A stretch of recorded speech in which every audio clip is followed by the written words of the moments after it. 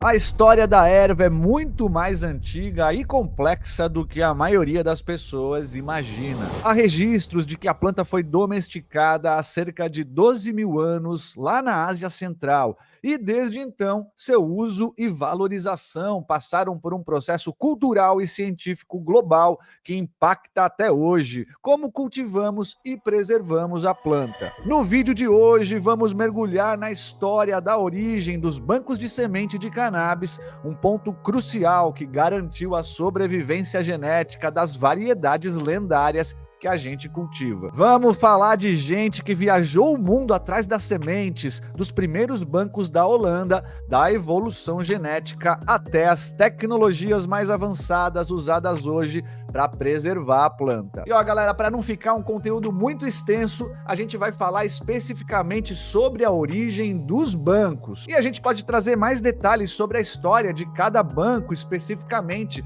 numa parte 2 ou 3 ou 4, ó. Se você quiser esse conteúdo mais aprofundado, é só você escrever pra gente aí nos comentários. E ó, já te aviso, hein? Fica até o final, porque você vai ver cultivos da galera que tá inscrita lá no Ganza App e mandaram as plantinhas pra gente. Salve, salve, eu sou o Luiz, Natural Mystic Ganja, e você tá na Natural TV, onde a gente deschava tudo sobre a cultura grower e o autocultivo no Brasil. Ó, já deixa aquele like que legaliza, se inscreve no canal se não for inscrito, ativa o sininho para você ficar antenado aí de tudo que tem de novidade por aqui, ó. Compartilha esse conteúdo aqui com aquele amigo, com aquela amiga, com aquele familiar que precisam entender um pouco mais sobre a nossa querida sativa sagrada. Já vou te deixar um cupom de desconto para os nossos parceiros, fica ligado e vamos junto! Esse vídeo tem o oferecimento de Ganza App, Suruma Jardinagem, Flora Urbana, Gorilla Microbes, Flower Mind. A origem milenar.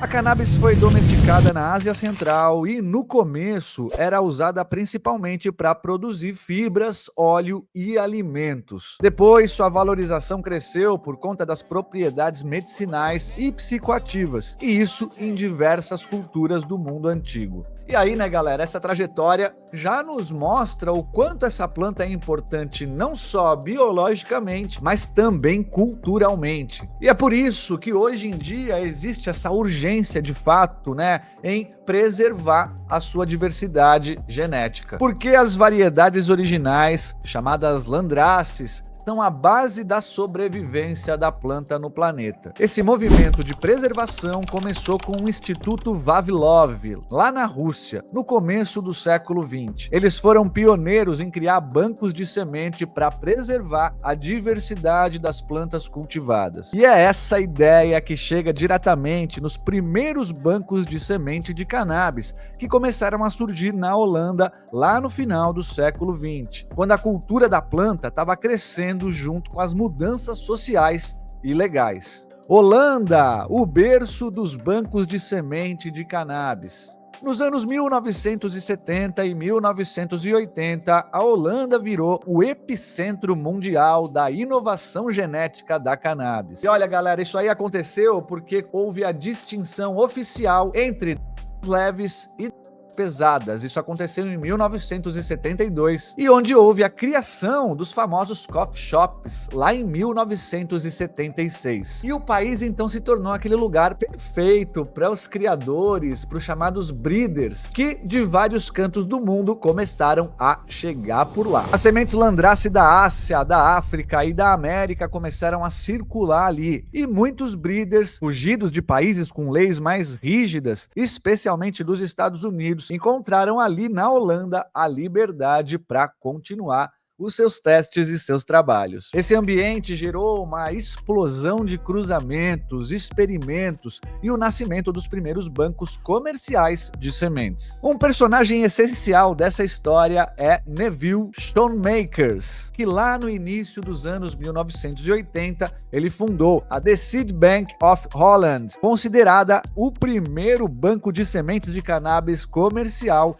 estruturado no mundo. E aí o Neville viajou o mundo recolhendo sementes das landraces, as genéticas originais. E ele foi cruzando sativas equatoriais com índicas afegãs e foi criando esses híbridos, essa mistura de genéticas. Com o tempo ele foi adaptando essas novas genéticas ao cultivo europeu e principalmente em espaços controlados no cultivo indoor. E já na metade dos anos 80, distribuía mais de 15 mil pacotes de sementes para growers nos Estados Unidos. E sementes que mudaram o cultivo moderno para sempre. A influência americana. Nos Estados Unidos, David Sunday Skunkman criava variedades potentes como a Skunk número 1, a Original Haze e a California Orange. O Neville, que eu te falei agora há pouco, adquiriu essas variedades quando o Skunkman visitou Amsterdã, e elas também se tornaram parte essencial do banco genético que ele desenvolveu. E aí, galera, essas sementes revolucionaram o cultivo, especialmente para aquele público que queria uma potência mais forte, aqueles efeitos mais marcantes e mais adaptados justamente aos cultivos indoor. No começo dos anos 1990 veio a Operação Green Merchant, lá da DEA nos Estados Unidos, que focou em fechar distribuidores que traziam sementes da Holanda. Em 1991, o Neville vendeu seu banco para Ben Dronkers, que já tinha fundado a Sense Seeds poucos anos antes, ali em 1985. Esse Ben Dronkers investiu numa documentação científica rigorosa dos cruzamentos e era um diferencial que contribuiu para o sucesso da empresa e em poucos anos transformou a Sense Seeds no maior banco de sementes do mundo, já que agora tinha no seu catálogo diversas variedades clássicas, como a Afghani 1, a Northern Lights, a Skunk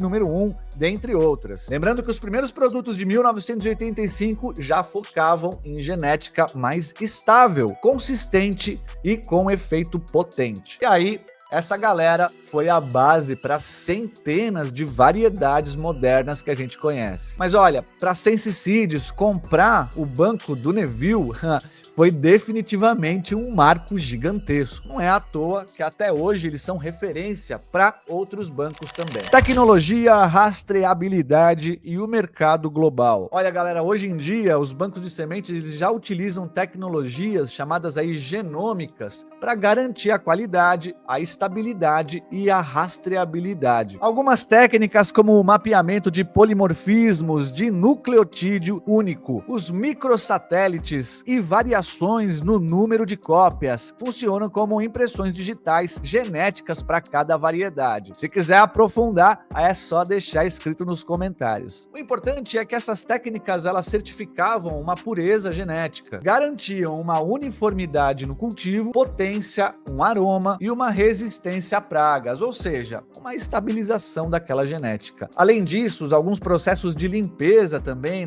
testes de germinação e aqueles revestimentos especiais protegem as sementes e aumentam a sua viabilidade. E hoje em dia, o conceito de rastreabilidade virou obrigatório para garantir transparência, segurança e conformidade regulatória. Então, existem sistemas digitais que monitoram tudo, desde a origem da semente até a venda final. Isso aqui aumenta a confiança do consumidor e ajuda também a proteger a propriedade intelectual. Além da Sense Seeds, diversos bancos, como a Royal Queen Seeds, a DNA Genetics, investem pesado em inovação genética e tecnologia. A história dos bancos de semente é uma saga da sobrevivência das landraces até a profissionalização global. É a história de pessoas que viajaram o mundo recolhendo sementes, cruzando variedades e idealizando processos para preservar essa diversidade genética. Tudo isso aconteceu a partir da resistência cultural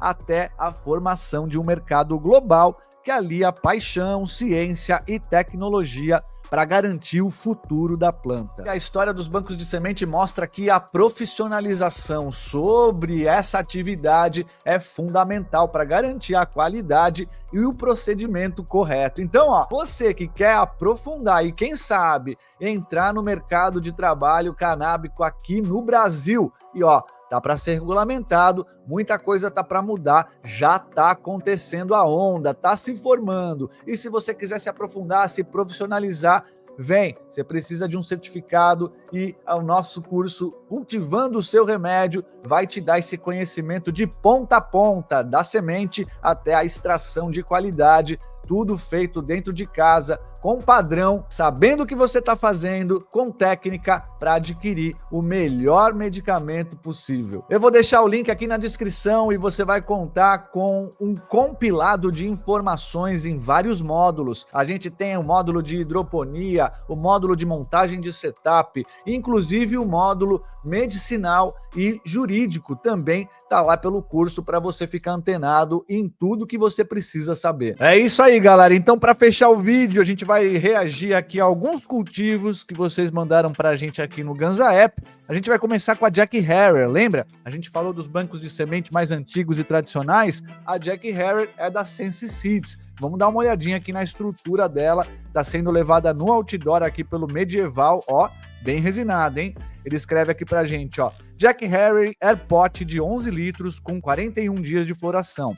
Super solo orgânico diluído em 40% no inerte, com cargas de fertilizante líquido único, abertura dos galhos só nas amarras e super cropping por torção no caule central para assegurar o crescimento vertical, né? Então você vê que tem técnica aqui. Ele utilizou ali, né, a abertura da planta e mesmo num vaso pequeno, ali 11 litros é considerado um vaso pequeno para o orgânico, né? Então, por isso, geralmente a gente vai precisar colocar ali algum complemento ao longo do processo. Mas olha que bacana, estruturada, a gente vê aqui os cabinhos de amarração para abertura da planta, tá com 41 dias de flora, né? Então tá chegando ali praticamente na metade do processo. Então, aqui, ó, eu já recomendaria, por exemplo, alguma nutrição a mais. Você vê que tem um amarelamento, é normal o amarelamento enquanto a planta vai maturando, mas ela ainda tá na metade do processo, né? Então seria bacana ali dar uma carguinha a mais. Só esse amarelamento que me chama atenção numa fase ainda muito precoce da floração, né? Na metade ainda da floração, então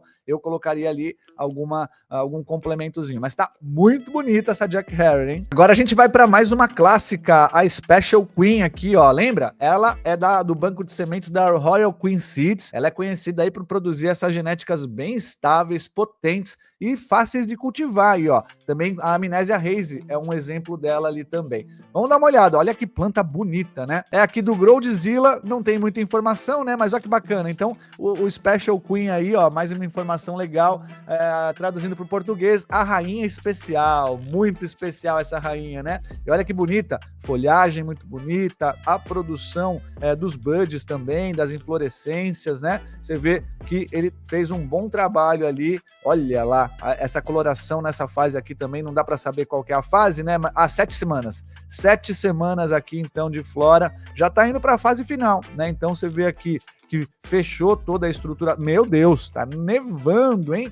Você vê que algumas genéticas aí trazem essa característica de uma produção intensa de tricoma. Então, é importante você saber dessa capacidade de cada genética justamente para qual uso que você faz. Se você vai buscar uma extração, por exemplo, plantas como essa daqui que resinam bastante, né, como essa rainha especial aqui, vai te trazer um produto, olha lá, ó, aqui a gente vê os tricomas de perto, né? Então você vê como a planta ela produz em toda a extensão da inflorescência, nas folhas inclusive, né? Provavelmente está pegando caule até aqui também, olha lá, ó, né? E você vê que é um tipo de tricoma muito bom para extração, porque ele tem ali, né, a haste bem comprida. Você vê, ó, ali, ó, para sair isso da planta depois fica muito fácil dependendo do tipo de extração, né? E o que a gente vai querer tirar esse cabeçote aqui, né? A parte superior, a cabecinha aqui do tricoma, que é onde de fato é a fábrica dos canabinoides. Que estrutura linda, né? É essa estrutura que faz a mágica da planta de cannabis e a sua função, né, cultural, sua função espiritual e a sua função medicinal. Tá tudo aqui, ó, nessa microestrutura. E aqui a gente vai vendo, né? É bom você ter aí um equipamento que você veja de perto, justamente para você ir vendo a maturação dessa planta, ó. Aqui a gente já começa a notar alguns tricomas aqui, ó, já na cor âmbar, ou seja, que já estão chegando num ponto de degradação. Então é uma planta que realmente aí tá indo para a fase final. A partir de agora ela tende a produzir mais, mesmo assim a gente aqui vê alguns transparentes ainda, né? Então é isso que é bacana de você observar essa pequena estrutura aqui dos tricomas para você ir notando a maturação da tua planta. Mas que coisa linda essa rainha especial aqui, ó, realmente cheia de açúcar aí. Parabéns, grande Growdzilla, esse é monstro, cara, tá na nossa oficina ali. Aliás, se você não sabe, a gente tem um trabalho de oficina também, um acompanhamento individualizado, encontro marcado para te ajudar a montar o teu plano de cultivo. O Growdzilla é um dos nossos alunos aqui, cara, e ó, tá chegando em resultados incríveis. Fica o convite, link tá na descrição, vem fazer parte da nossa turma aí. É isso aí, galera, se você curtiu esse vídeo, ó, não esquece, deixa aquele like que legaliza, e se você quer que a gente aprofunde um pouco mais algum detalhe dessa história, dos bancos de semente ou de alguma genética específica, comenta aí pra gente se você quer ver a parte 2 desse vídeo. Pode ser sobre qualquer coisa aí, ó, genética, tecnologia, ou mesmo história dos breeders, os magos que cruzam as genéticas por aí. Como eu falei, já deixa teu like que legaliza, se inscreve no canal, ativa o sininho para não perder nada, porque aqui a gente tem conteúdo diário. E se você quer aprender mais sobre cultivo e fazer parte dessa comunidade de growers, acessa o link na descrição, cola no nosso curso completo ou lá na nossa rede social, o que for melhor para você. Boas ideias, bom cultivo!